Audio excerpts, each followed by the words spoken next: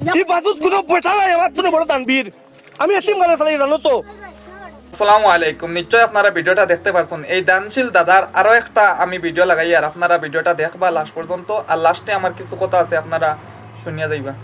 হারি কইলাই ফেরালাইছে মারি লিছে টিভি বেমারে হাড্ডি বাড্ডি খাই লিছে খাইয়া বিছনা অচেতন অবস্থায় ফালাই।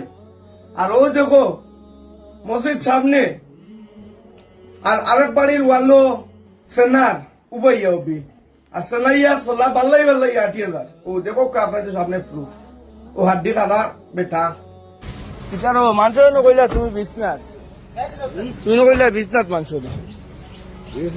হ্যাঁ ওই দেখো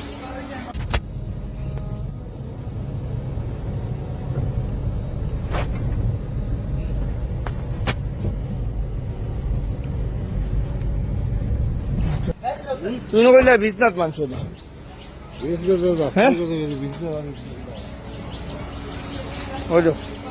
নিশ্চয় আপনারা ভিডিওটা দেখতে পারছেন। এই দানশীল দাদা আগের ভিডিওত যেহেতু কইছিল তাই 50,000 টাকা যদি বেটির সত্যিকারে ঋণ হইয়া থাকে তাইন দিতা, তাইন তো কইছেন না বেটা বালা যদি নয় বা এই ধরনের কিছু হয় তে তাইন মানে পয়সা দিতা। যেহেতু তাইন কইছেন 50,000 টাকা যদি বেটির সত্যিকারে পয়সা হইয়া থাকে ঋণ হইয়া থাকে তে তাইন দিতা। তে এখন এই দানশীল নাই, তাইন এর চলে কি নম্বর 1 মুনাফিক।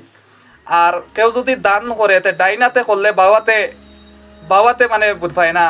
আর তাই সোশ্যাল মিডিয়ার মধ্যে ইয়া কইতা তাই এলাকার সব থেকে বড় দানশীল এই গ্রামের মাতা। আপনারা বিবেচনা করে কোকা মানে তাই পয়সাটা দিতানি না আর আপনার মতামত কমেন্টও জানাইবা, বেশ বেশ করে ভিডিওটা শেয়ার করবা। আসসালামু আলাইকুম, কথাবার্তা কোনো ভুল টুটি হলে মাফ করে দিবা।